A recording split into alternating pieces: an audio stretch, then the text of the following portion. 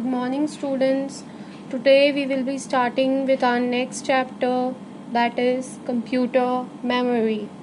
Now, you must all have experienced and heard this term many a times, but what a computer memory is and how many types of memories are there, we will be discussing this in detail in this chapter. So basically what a computer memory is, like we have memory in our brain, similar computer has a memory. All the data and instructions are stored by the computer in its memory.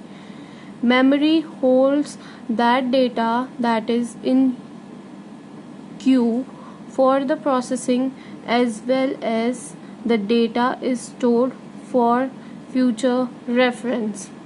That means just like we have brain to execute, to perform actions and to store information, in the same way a memory of the computer stores information, the data and everything is stored in the memory. Memory holds the data in the queue for processing, as well as the data is stored for future reference. It means that जो हमारा data है वो एक Q में store होता है और Q में ही प्रोसेस होता है. क्यू में मतलब कि एक टास्क पहले कंप्लीट होगा, उसके बाद सेकंड जो उसके नेक्स्ट है सीक्वेंस में वो स्टार्ट होगा, वो कंप्लीट होगा, फिर थर्ड स्टार्ट होगा, वो कंप्लीट होगा. मीन्स ये क्यू में एग्जीक्यूट करेगा. Okay. So there are two categories of memory in computer, namely volatile memory and non-volatile memory. Now you must have heard these terms many a times, but what a volatile memory is, it loses all the content stored in it when the computer is off. जब भी हमारा computer of हो जाएगा तो यहाँ जो भी data है वो पूरा का पूरा लॉस्ट हो जाता है. वॉलेटाइल मेमोरी में जो भी डेटा हमने स्टोर किया था जब कंप्यूटर ऑन था और हमने उस पर वर्क कर रहे थे, तो जो भी डेटा था वो completely लॉस्ट हो जाएगा when the computer is turned off. And non-volatile memory does not lose all its content stored in it when the computer is turned off. It means जब हमारा कंप्यूटर शट डाउन हो जाएगा, turn off हो जाएगा, तो जो भी data, जो भी इंस्ट्रक्शंस हमने इस नॉन वॉलेटाइल मेमोरी में स्टोर करके या सेव करके रखे थे वो लॉस्ट नहीं होंगे. वो इंस्ट्रक्शंस वैसे के वैसे ही सेव रहेंगे इस मेमोरी में, because it is a non volatile memory. Okay. Now we will discuss about representation of memory. जो हमारी मेमोरी है वो किस तरीके से हम उसे रिप्रेजेंट करते हैं हमारे कंप्यूटर लैंग्वेज में, और जिस तरीके से हम, जैसे हमारी बॉडी का वेट केजीज में चेक करते हैं, हमारी हाइट फीट्स में चेक होती है, इंचेस में चेक होती है, in the same way representation of memory is in terms of bite. The memory is represented with characters. Let us read about the various terms related to the memory. The first one is byte. A byte is the smallest group of information that the computer can process in one chunk or bit. The bits in a byte are processed together, and more importantly for us, the byte is represented to us in a form that we can understand. What this is basically trying to say is, जो हमारा computer में जो भी memory में हम save करेंगे वो basically किस में सेव होगा, बाइट में सेव होगा. Okay. Each byte can be encoded to correspond digit. अगर वो एक डिजिट भी होगा या वो कोई लेटर है या कोई अल्फ़ाबेट है या कोई पंक्चुएशन है या कोई सिंबल है, कुछ भी हो, वो किस में सेव होगा, वो इस बाइट के फॉर्म में ही सेव होगा. Next is kilobyte. 1024 characters are equal to 1 kilobyte. In the same way, 1024 kilobytes will form 1 megabyte. मतलब कि 104856 कैरेक्टर्स को मिलाकर के हमें 1 मेगाबाइट मिलेगा. Next is gigabyte. गीगाबाइट कैसे बनता है? गीगाबाइट बनता है 1024 मेगाबाइट्स को मिला के. सो 1024 MB will be equal to 1 GB. Okay, 1 gigabyte. हमने हमेशा सुना है ना कि हमारा फ़ोन 64 GB का है, हमारा फ़ोन 128 GB का है. तो वो GB कहाँ से आते हैं? इतने MBs को मिला के. 1 GB में इतने MBs होते हैं, 1 MB में इतने KBs होते हैं, 1 KB में इतने बाइट्स होते हैं. Now are you able to link this? Then last one is terabyte. These many characters will combine to form 1 terabyte, or we can simply say 1024 gigabytes will form 1 terabyte. It is approximately equal to entire book stand. Okay, now we will start discussing about the types of memory. अभी तो what we have discussed about the representation of memory, कि हम उसको represent किस form में करेंगे, किन terms में करेंगे. Now we will study types of memory. जो मेमोरी हम पढ़ने वाले हैं वो कितने टाइप्स की होती है और कौन सी मेमोरी किस पर्पस के लिए होती है. Okay, the memory of the computer is divided into 2 types, namely primary memory, that is RAM and ROM. Secondary memory, floppy disk, CD-ROM and hard disk. Okay, so basic 2 type कौन से हैं? एक है primary memory और एक है secondary memory. Primary memory is further divided into 2 types, that is RAM and ROM, and secondary memory has floppy disk, CD-ROM, hard disk, etc. ठीक है. So what a primary memory is? A primary memory is the memory that can be directly accessed by the CPU, which constantly interacts with it, retrieves data stored therein, goes through the instructions and execute them as per the requirement. All the information, data and application are loaded there in uniform manner. मतलब कि जो सबसे closest memory जिससे CPU directly interact करता है वो होती है हमारी प्राइमरी मेमोरी, और हमारे जो इंस्ट्रक्शंस हैं, हमारा जो डेटा है वो डायरेक्टली पहले यहाँ एग्जीक्यूट होता है. So primary memory has 2 types, that is RAM, which is random access memory, and ROM, which is read only memory. अब random access memory क्या है? Random access memory derives its name from the fact that any of the memory cell can be accessed directly. It means हम randomly किसी भी cell को access कर सकते हैं. जो डेटा है वो सपोज ये हमारा एक ब्लॉक है. ओके, सपोज ये हमारी रैम है. तो हमने क्या बोला कि यहाँ पे जो डेटा सेव है वो होता है रोज एंड कॉलम में. जैसे आप सब लोगों ने एक्सेल पे काम किया होगा, एक्सेल में एक सेल होता है, सेम उसी तरीके से उस चीज़ को इमेजिन कीजिए and think about it likewise that it is a kind of RAM representation. तो ये जो रैम है उसमें जो एक पर्टिकुलर सेल है वो एक पर्टिकुलर मेमोरी एड्रेस होगा, और इस मेमोरी एड्रेस पे हमारा डेटा सेव होगा. और ये सेल किससे बना है? Combination of rose and columns. ये होते हैं हमारे रोज और ये होते हैं हमारे कॉलम्स, और रोज और कॉलम्स को कंबाइन करके हमें क्या फॉर्म होते हैं? Particular cells. और ये जो सेल्स हैं इन सब में डेटा होता है.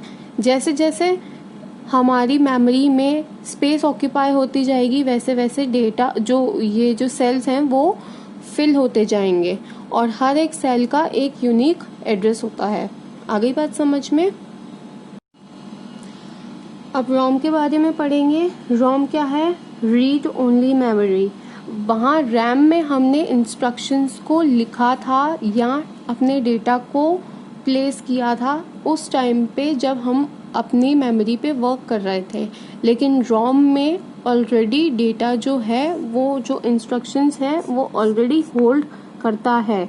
मतलब कि पहले से ही उसमें कुछ इंस्ट्रक्शंस हैं जो फीड हो चुके होते हैं, जो कि इंसर्ट हो चुके होते हैं, और जब हम उसे यूज करते हैं तो हम क्या यूज करते हैं? ऑलरेडी जो इंस्ट्रक्शंस लिखे हुए हैं उनको हम यूज करते हैं कोई टास्क परफॉर्म करने के लिए। Okay, so what it is written, data that holds instructions for starting up the computer.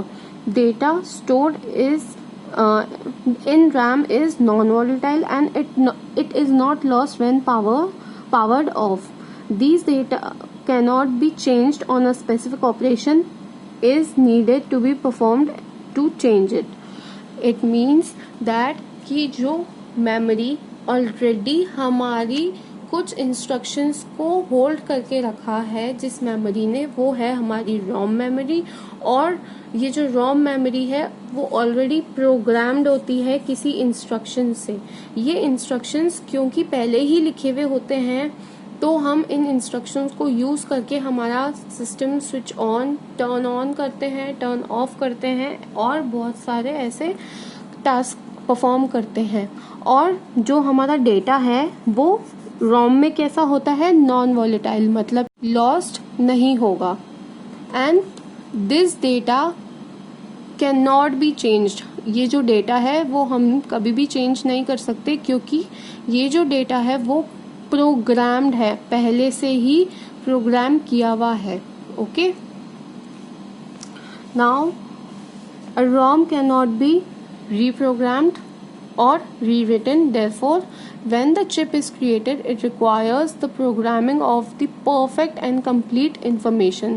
ROM chips are cost effective and use a very little power. Some common types of ROM are, देखो क्या लिखा हुआ है कि एक बार हमने रोम को use कर लिया तो वापस से हम उसको रीप्रोग्राम नहीं कर सकते।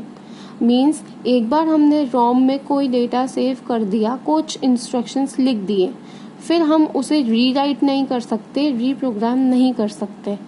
इसलिए जब भी हम रोम में डेटा लिखेंगे तो हमें कोई स्पेसिफिक कोई एक्सपर्टीज की जरूरत होगी जिसको उसकी कंप्लीट और परफेक्ट इंफॉर्मेशन का पता हो।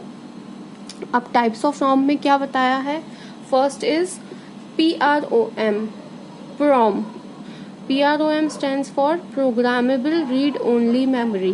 मतलब कि हम क्या करेंगे, जो भी मेमोरी में डेटा है, जो नॉन वॉलेटाइल डेटा है, वो हम प्रोग्राम करेंगे। और ये प्रोग्राम कौन करेगा? ये प्रोग्राम करेगा एक प्रोग्रामर। ओके, सो हमारा जो डेटा है वो कौन प्रोग्राम करेगा? वो प्रोग्राम करेगा हमारा एक programmer. Similar to ROM, PROM chips also have a grid of rows and columns. Next is EPROM. EPROM stands for Erasable Programmable Read Only Memory. Means यहाँ पे जो डेटा होगा वो हम इरेज तो कर सकते हैं, ठीक है। दिस इज इरेजेबल प्रोग्रामेबल, मतलब कि हमने एक बार डेटा को, इंस्ट्रक्शंस को लिख दिया, we can erase it with the help of ultraviolet light, और रीराइट भी कर सकते हैं जितनी बार हम चाहें उतनी बार। ओके, प्रॉम में तो क्या था, हम उसको रीराइट नहीं कर सकते थे, ठीक है, और एक बार वो चीज लिख ली तो वो परमानेंट हो जाती थी। लेकिन EPROM में क्या है, it is erasable programmable read only memory, और वो किसके थ्रू कर सकते हैं इरेज? हम अल्ट्रावायलेट लाइट के थ्रू कर सकते हैं। अब ये जो अल्ट्रावायलेट लाइट है ये क्या करती है, कुछ नॉर्मल टाइम से कुछ ज़्यादा टाइम लगाती है, मींस काफ़ी टाइम कंज्यूमिंग होती है हमें अगर कोई चीज़ को रीराइट करना है। मतलब कि ऑलरेडी कुछ इंस्ट्रक्शंस हमने लिख दिए, पहले हम उसे इरेज करेंगे, उसके बाद वापस से उसी पे इंस्ट्रक्शंस लिखेंगे, तो it will take a lot of time to perform this action. Okay, so इसका जो लिमिटेशन है वो किसने ओवरकम किया, वो ओवरकम हुआ था हमारे EEPROM से। अब EEPROM क्या है? EEPROM is electrically erasable programmable read only memory. इसमें क्या होता है, जब हम कोई डेटा को इरेज करना चाहते हैं, हम वो कंप्लीट डेटा इरेज करने की वजह हम किसी स्पेसिफिक पोर्शन का डेटा जो है वो इंफॉर्मेशन इरेज कर सकते हैं या रीराइट कर सकते हैं। क्योंकि EEPROM में क्या था कि अगर हमने यहाँ से स्टार्ट करके यहाँ तक कंप्लीट डेटा लिखा है, ठीक है, A से स्टार्ट करके Z तक कंप्लीट डेटा लिखा है, तो अल्ट्रावायलेट लाइट क्या करती थी, कंप्लीट डेटा को वो इरेज कर देती है। लेकिन EEPROM में अगर हमें स्पेसिफिक कोई पोर्शन इरेज करना है, तो वो पोर्शन सपोज मुझे Y और Z इरेज करना है, तो वो पोर्शन मैं कहाँ पे EEPROM को यूज करके वो स्पेसिफिक पोर्शन इरेज कर सकती हूँ। Okay, and instead of using ultraviolet light, यहाँ पे इलेक्ट्रिकली हमारा डेटा जो है वो इरेज होता है। सो एग्जाम्पल ऑफ ये देखो, this is a kind of EEPROM। Okay, ये एक EEPROM है जिसको यूज करके हम हमारे डेटा को इलेक्ट्रिकली इरेज कर सकते हैं, and this is a EEPROM. This is an example of EEPROM. Now the next topic is secondary memory. अभी हमने ये जो चीज़ें डिस्कस की थी that was the part of primary memory. Now what a secondary memory is? Secondary memory, also known as secondary storage, is slower and cheaper form of memory. वो जो memory है वो प्राइमरी मेमोरी थी और वो computer के बिल्कुल पास होती है, क्लोजेस्ट होती है, तो वो फास्ट परफॉर्म करती है। ये स्लोअर होती है और चीपर होती है। CPU does not access the secondary memory directly. The content in it must first be copied into the primary storage RAM for CPU to process. Secondary memory devices include hard disk, floppy disk, CD and CD-ROMs etc. तो जो computer है वो इसकी information को like secondary memory की information को कैसे use करता है, पहले रैम में लोड करता है और फिर रैम से वो CPU उसे प्रोसेस करता है।